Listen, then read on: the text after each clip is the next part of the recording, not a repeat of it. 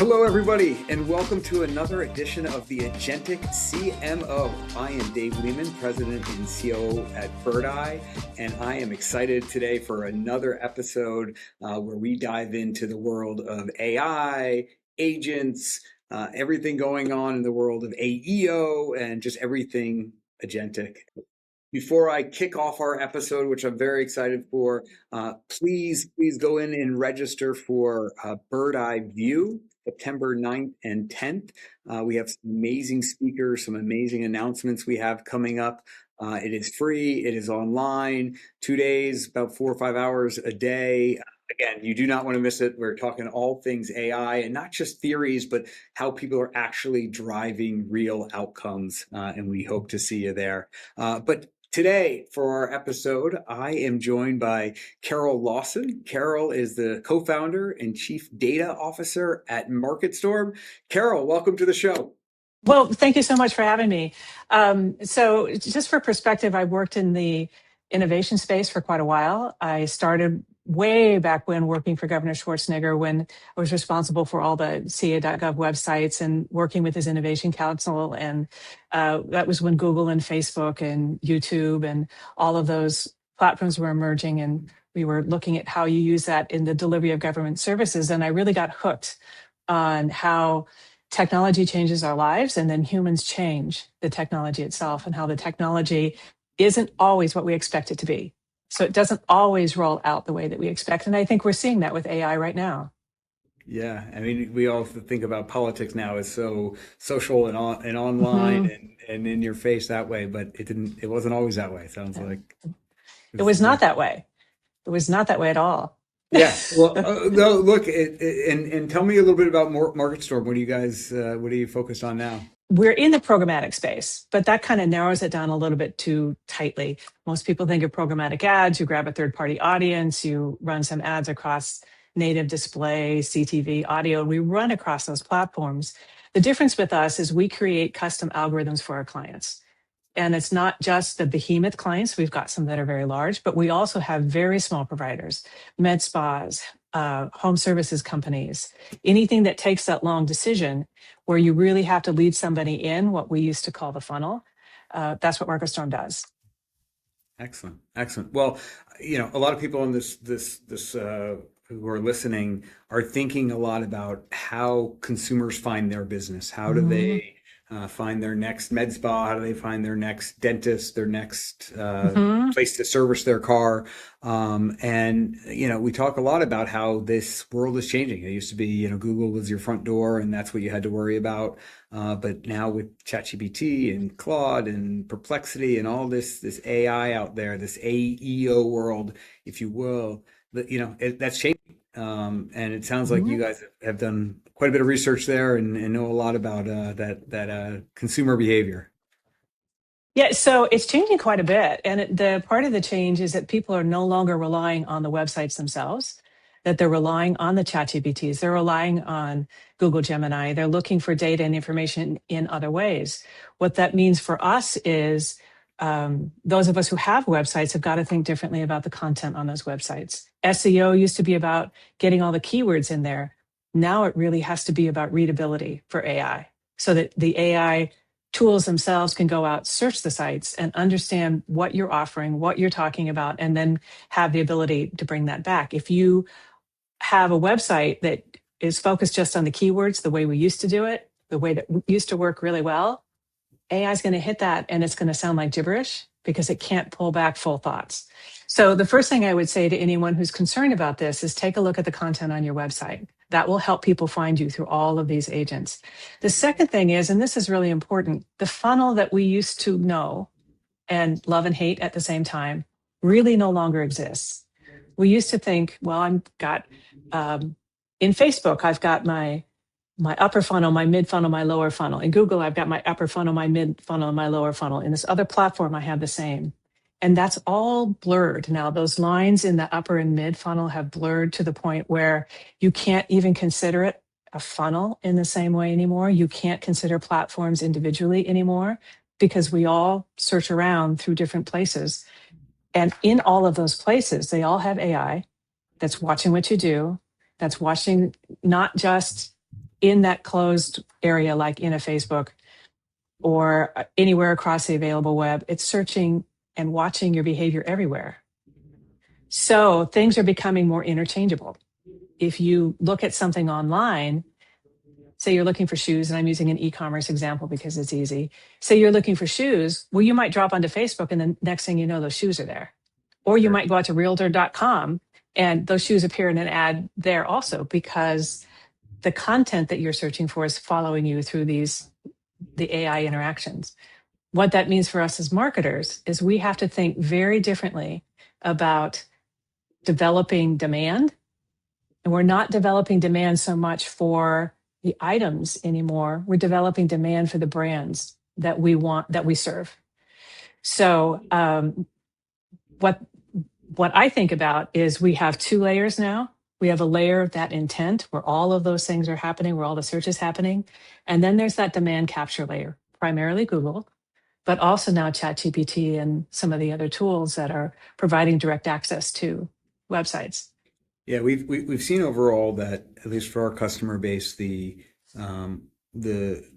website traffic is down. Just people aren't coming, but the ones that are coming, especially directly from the LLMs, the ChatGPTs and the Perplexities, very high intent, because I think, like you said, they've done their work, but then a lot of other ones that are going through Google have done a lot of their research already and have, they found some stuff. Still sometimes go to Google to do that last mile before landing on the site. Well, and here's what's really interesting to me anyway, is 3 years ago, the research was showing that 49% of the time you could change somebody's mind when they started a search or started looking. If they had a brand in mind, you could change their mind. Now it's up to 70%. 70% of the time, if you're in front of somebody in the right place at the right time, you can change their mind and draw them into your brand when they were initially thinking about somebody else. So what that means, it's wild. It's really wild. I mean, and there's social reasons for that. And I can get into the behavioral dynamics that are causing that to happen and things that we see in our own lives and that sort of thing. But from a marketing perspective, it means you can't rely just on Google anymore. You can't rely just on that final search because the decisions are made elsewhere. One of the things I've talked about a lot is that, people were trained by Google on keywords, and the good ones started using the plus and the and cite, and like they got better at it. These new LLMs are training everyone to give full sentences, give full paragraphs, if you will, of what they're looking for. What have you seen? Again, if I'm a marketer, how should I be thinking that the consumer has changed beyond things like that, of longer searches, longer queries? What's changing that consumer behavior? Yeah. So I love that question, because what has changed is our expectations.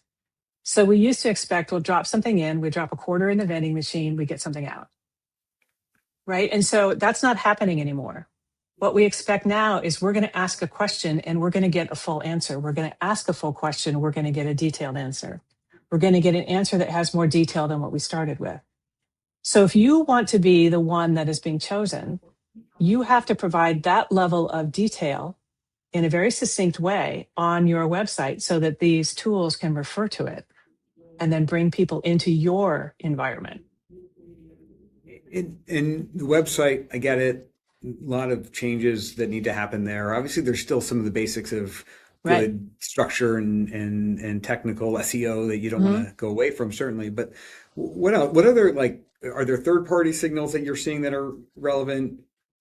Trust signals like, online reviews or, social media posts? What other things besides the website should people be thinking about to capture that intent? Every interaction, every single interaction. Okay. So what we've discovered, one of the things that MarketStorm does is, I talked about writing custom algorithms for our clients, and we can serve those all across the available web. When someone like a Google is watching your traffic, they're going to look for the numbers of interactions you've had with the brand name. One of the stories I tell all the time, I'm going to just drop into plumbing just because it's easy. So you've got Bob's Plumbing and Joe's Plumbing. You start searching for Joe's Plumbing, Bob's Plumbing gets in front of you. all the time, wherever you go. You've known Joe's Plumbing all your life, but slowly you're seeing Bob's, and slowly your trust level for Bob's is growing. You might still search for Joe's Plumbing, but guess what Google's going to put in front of you? Bob's. Because the AI is learning that your trust is changing. So we have to make sure that we are in front of people every step along the way. The basic billboard isn't going to be enough. A few ads in a certain frequency isn't going to be enough. The search isn't going to be enough. You have to look at it in the totality of it, because that's how AI is considering all the interactions in totality. Yeah. And in the local world, it's even harder, right? Because you've got the brand, and we've seen this where brands are represented well out there on the LLMs, but then you go down to the actual location, which is kind of where I'm going to be doing my business. We found that 1 in 5 are completely invisible on these sites. Yep. You say like, oh, Bob's Plumbing as a brand, great, but Bob's Plumbing in Palo Alto, California is completely gone, and they're losing that business. Yeah, we see that all the time too. We work with some pretty major franchises, particularly in the home services. And we see that there are some areas where the franchises show up really well. There are other areas where the franchises don't show up really well. And what we found is people in different parts of the country ask questions differently. So if you have this huge franchise site and everybody's page is the same for every location, you're going to have a little bit of a problem. Heating and air conditioning in Montana is very different than heating and air conditioning in Florida. People in Florida are asking different questions. People in Vermont are asking different questions. So there has to be some more personalization, some more location personalization of the content, not just in the websites, but in your Google Business Profile, in any listings you have, in any of the other platforms. The way you speak about yourself is going to be what's brought back. And if the way you speak about yourself isn't the way people locally are asking the questions about you, you're not going to be found. Yeah. This is great, Carole. The other side that I talk to a lot of CMOs about is how they're running their marketing organizations, and how their people on their teams, need to leverage these tools, whether that's something like, a foundational LLM where they, give everybody Claude and let them go crazy trying to do those things, whether they tap into a platform that's agentic and has agents that are supporting and helping and all the rest of it. Just as you think about that, as you understand that human behavior side of it as well, what do these marketers need to be thinking about internally, running their business and scaling, and trying to even address some of the things you just talked about, which is really hard, that I got to have now a different approach in one region versus another, or that side of it. So the first thing I would say is, if you're giving your teams AI tools, also give them a roadmap. Give them an understanding of where you want to go with that. What I found is it's too easy to just grab the tool, throw it at somebody and say, hey, this will make you more productive. And it increases the activity level, but it doesn't necessarily increase the output. It doesn't necessarily increase the value. So if you talk to the teams about the value you're trying to get out of any tool, I want you to use this to see if you can create client briefs. And in the client briefs, we need to see these things. That's different than saying, here's an AI tool that can create, if you do it right, you can create some client briefs. Yeah. So what I try to do is be very specific around what the outcomes should be, and then let them run wild, because there's a level of creativity that they'll have that I don't have. But when you talk in terms of outcomes, you've got a mark to make, rather than I spent 20 hours and all these credits. Well, honestly, I personally feel like there's got to be a quality bar as well when you do that. Like, we're at this part of the cycle here where, great, I can create 100 new articles and throw them at you. And I used to rely on my boss to then edit them and clean them up. Just because you can at scale create this content, it's still, you got to take some ownership of that quality level and the rest of it. Otherwise, you're overwhelming everybody, even sort of up the chain with quantity over quality. And I actually see that. I have a team that's very exuberant, and they're creating a lot of things that are great things. Do I always have the time to dig in and really evaluate and help? No. And so what I've had to do is pace things out. And we actually developed a new role that's a product manager, and he's Okay. tracking everything that's going on, every little project that's going on. And so we'll have a list in our executive team meetings that we have. We'll have a list of like 20 or 30 things that people are working on and where they are and what they need and what the intended outcome is. So we have that broader perspective. If you don't have that broad perspective, then it just turns into spaghetti mess. It's just all over the place.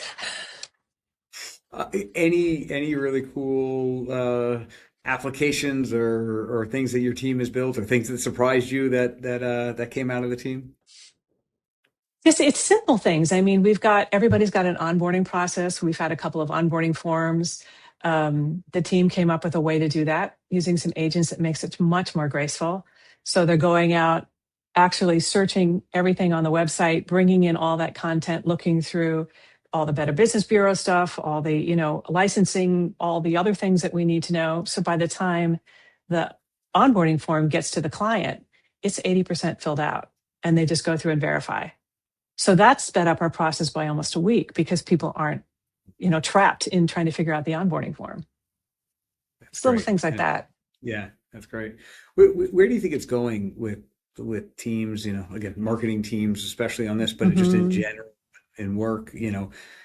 As these become more mainstream, people get out of the hey, I prototyped some stuff versus I got the right solution in here for AI, and that's like, do teams get smaller? Or do people, just produce more? What are the other things that we need to be thinking about? And again, especially in terms of the human behavior side of Yeah. living in this world. So without really good leadership and without really good targets and goals, human behavior will drift toward, I'm just going to let it run. There's this little, that the step away kind of thing, this little bit of fear of getting too engaged, because you don't want to make a mistake and it's supposed to just do it. And that intimidation factor can really slow you down. It can really hurt you. So as you're engaging your teams in these tools, monitoring the outcomes and the outputs and helping people think through why that's important to the rest of the business, how all of these things tie into what you're trying to accomplish on a daily basis, how these things hurt or help the client experience, whatever side you're on, how these things hurt or help the targeting experience. And being able to do those intellectual evaluations that the AI itself can't do. If you create those kind of guardrails, you're going to become really efficient. And if you can become more efficient, then you can become more profitable. You can bring on more clients. I'm a big proponent of do the best you can not to fire anybody because of AI. Let's retrain them. Let's teach them how to think through things that are maybe at a different level than they've been working on, but let's all become more efficient. Let's figure out how to make the machine run better and tighter rather than just have more or have Yeah, fewer humans. yeah, yeah. And what I've found, especially with our customer base and my own team as well, like everybody's working so hard to just keep their head above Mhm. water, and they're ignoring some of the things. Either there's some tactical things that they're ignoring that they Mhm. probably shouldn't be that AI can certainly help with, or they're not getting the right amount of time to focus on the strategic things, on the hard problems that, where, yeah, still use AI as a tool, still use this as a mechanism Mhm. to get results out, but you got to use your brain. You got to be asking the right questions. You got to be Mhm. and again, say it again. They still got to own the outcome of the, Right. the the results. They can't be, oh, that date was wrong because ChatGPT got it wrong. Like that's not an acceptable answer as you go. So So one of the things I talk about with my teams is to use these things to make you better. So it's about you. Use it to make you better. Use it to make your outcomes better, what you can do better, rather than just to automate stuff to get it off your plate. How does it make you better? And that's sometimes a difficult question for people to answer. Carol, when do you either, internally or with your clients, like recommend, hey, just build this from scratch on an LLM, use Claude or whatever, versus, hey, this is the right time to bring in a partner or buy a solution that puts the right harnesses or guardrails on these things. Mhm. I think it depends upon the team. I think it depends upon the way they connect together and can communicate together. If we have, like, I've got an extraordinary team. They communicate really well about the details of what has to happen, why. They can map out the processes. They understand what we have to do. So from that perspective, I'll take more time and let them run and let them figure it out. When I've worked with teams that don't have that same skill set or don't have that communication between them, it's much better to bring in somebody who will put in those guardrails because the team itself can't or That makes won't. sense. Right. Right. Right. Don't even know what they're missing on that side of it. Excellent. Excellent. Well, Carole, this has been a fantastic conversation. I know you're a data scientist, data person, but to me, you certainly qualify as an agentic CMO. So I will crown you with that Thank you. title today. Any last bit of advice for people out there that are trying to figure out this new world, trying to get ahead, trying to Yeah. be at least up to speed with everybody else diving into the agentic world? So a little bit of self-promotion here. We have a website called Think with MarketStorm, thinkwithmarketstorm.com. I do a lot of writing. Podcasts that I do are out there. If you want to track with the way I'm thinking and what I'm seeing, it's all out there. Our CEO, Rick Brown, also puts his podcasts and things out there as well. So you can kind of see Right. MarketStorm's brain. But I would really, the other piece of advice would be, don't be afraid of it. Don't expect it to do everything. As a leader, be clear about the outcomes that you want to see. Use it like any other tool. Love it. Love it. Well, Carole, thank you so much. It's been great getting to hear about your business and what you're seeing out there in the world of AI and consumer behavior and the rest of it. And again, thank you everybody for joining us on another edition of the Agentic CMO. We will see you hopefully at View in a couple weeks, and we'll see you on the next episode. Thanks, everyone.